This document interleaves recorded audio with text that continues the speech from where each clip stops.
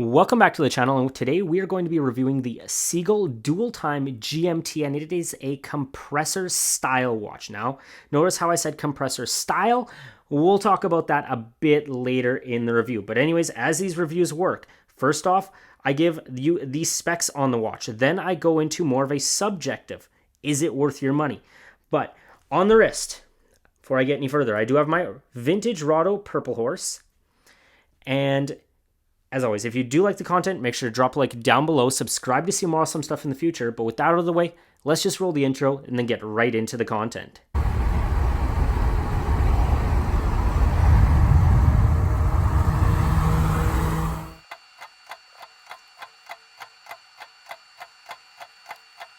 So the very first thing we're doing is going to talk about the dimensions, okay? And just an FYI, Sea-Gull on their website has some dimensions listed that I would say are not entirely accurate. When I went over this with a caliper, these are the measurements that I got. So we have a 42 millimeter diameter, a 22 millimeter lug width. So what does that mean? Pretty easy for you to find all manner of straps, even numbers, easy to find. Now, a lug to lug distance of 49.8, so almost 50 millimeters. So it is getting up there. This is a big watch, okay? And it's going to take up a lot of wrist presence. Now, the end links are male, so they do flare out just a slight tad bit, which makes the watch appear a little bit larger, but not much, basically due to the bracelet design. Now, the thickness, okay? The thickness on this watch, I don't know what Sea-Gull was thinking on the website while they labeled it as 13 millimeters, but in reality, it's 11.7 millimeters, so very close to 12. And this is how the watch sits on my 6 3/4 inch wrist. Now, the thing is, you do have a slightly domed sapphire crystal. However, there's this really strange thing that they did. I don't know if I really like it or if it's just bizarre, but if you can see, the crystal itself is faceted, which is, it's kind of interesting because it gives you a little bit distortion towards the outer side and then no distortion in the middle. It's bizarre, but it's kind of cool at the same time.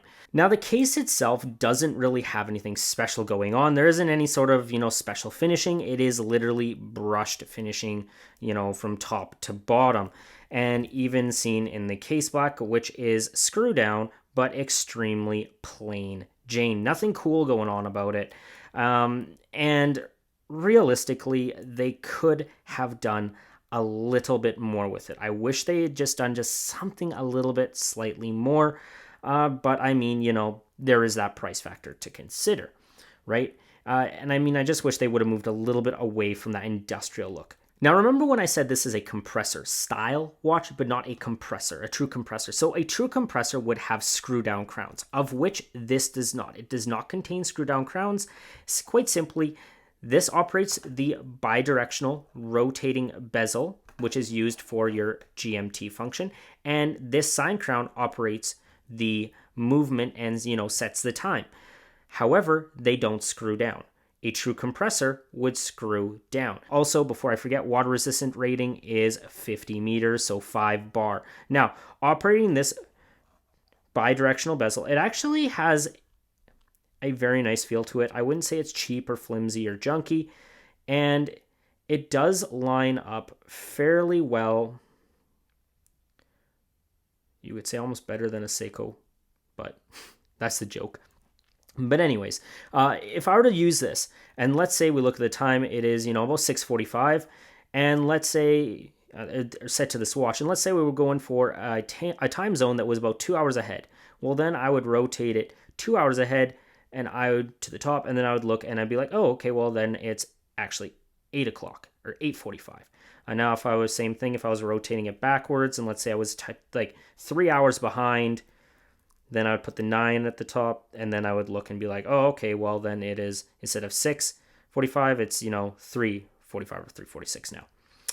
But that is how the bezel works. It's relatively easy to use, no kind of crazy shenanigans. It's just there. So moving along to the bracelet, features solid end links, which is quite nice, and it's a more of a presidential style bracelet that you'd find on, the day-date Rolexes.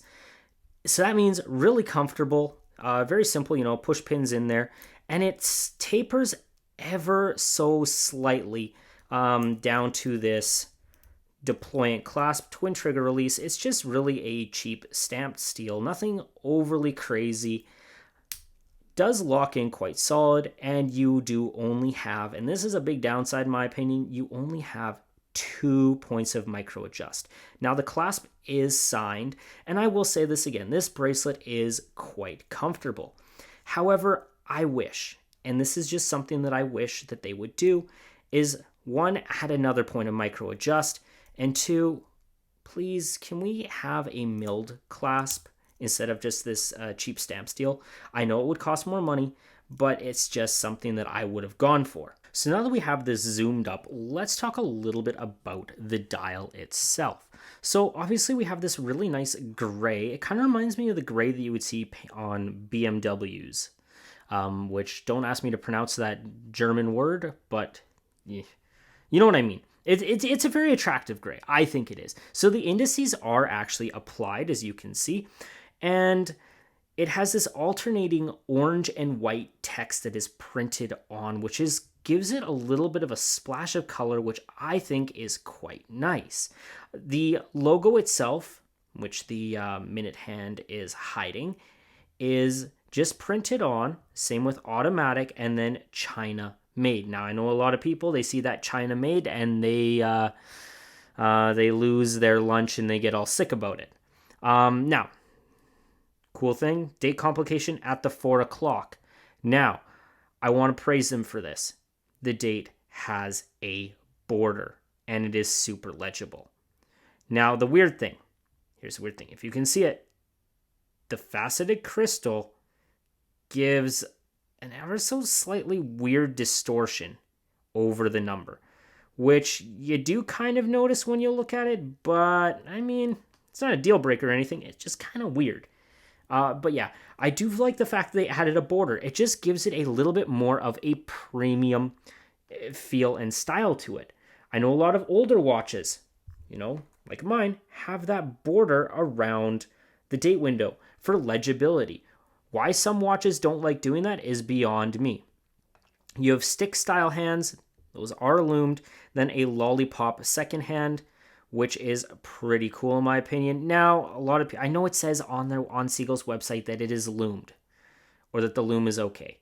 I am going to be real. The loom is not anything fancy. It is nothing to write home about. It isn't even really that good.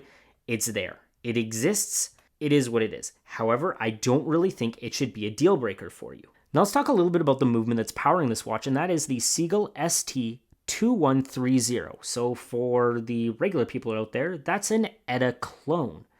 Now, whether or not we want to talk about, if that's a good thing or a bad thing, it's kind of subjective, but let's keep in mind the copyright did expire, so basically it's open season for the design. And I mean, obviously, Sellita has their version. Sea-Gull and China wants to have their version, okay? Now, what does that mean? Obviously, it's a high beat movement. So you get that 28,800 beat rate. And it does hack and hand wind. Let's put this up. You can even kind of hear, if I can get this. You can hear that. It very much sounds like an ETA hand winding. Now, what does that also mean? You get typical ETA specs in terms of that 40-hour power reserve. And in my, daily kind of wear of this watch, I was getting it to run about roughly 10 to 12 seconds fast per day, which actually, out of the box isn't half bad. Now we get down to the subjective part of the review, the reason why you probably clicked on the video. Now, is this watch worth your moolah? Okay, and the price point is $311 US, or $311.99, so almost $400 Canadian, okay? So, and I'm going to say, it's not bad value. If you just look at the specs, I'd actually say it's great value on paper, okay? But there's a difference between paper and real life. The problem is when you sit down with the watch in front of you, you kind of realize something. You realize, first of all, it's cool. But it's not really cool. It's, great specs, but it's not amazing. And in my personal opinion, this watch is kind of a 2 steps forward, 1 step back kind of deal.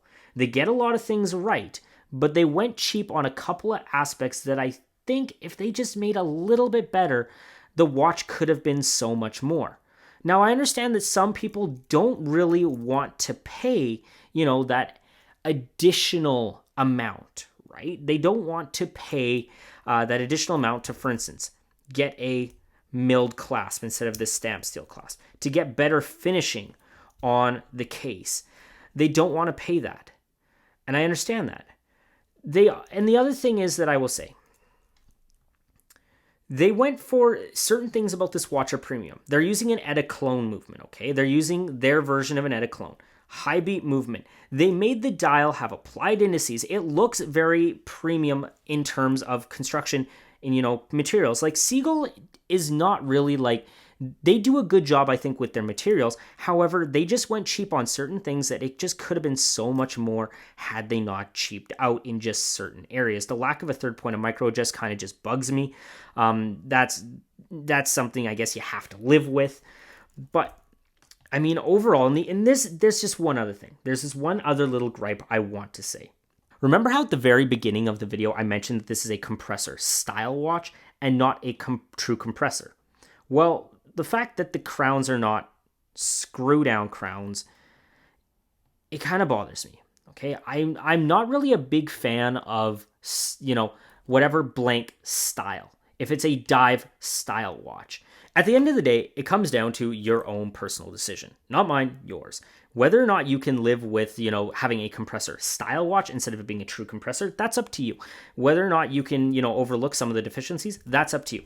I personally think this is good value, good specs, okay? Time will tell whether or not the Chinese movement's good compared to the Swiss. I mean, realistically, obviously we could talk about the quality control in China, but I think this is, good value. And I'm not going to deny and say it's bad value.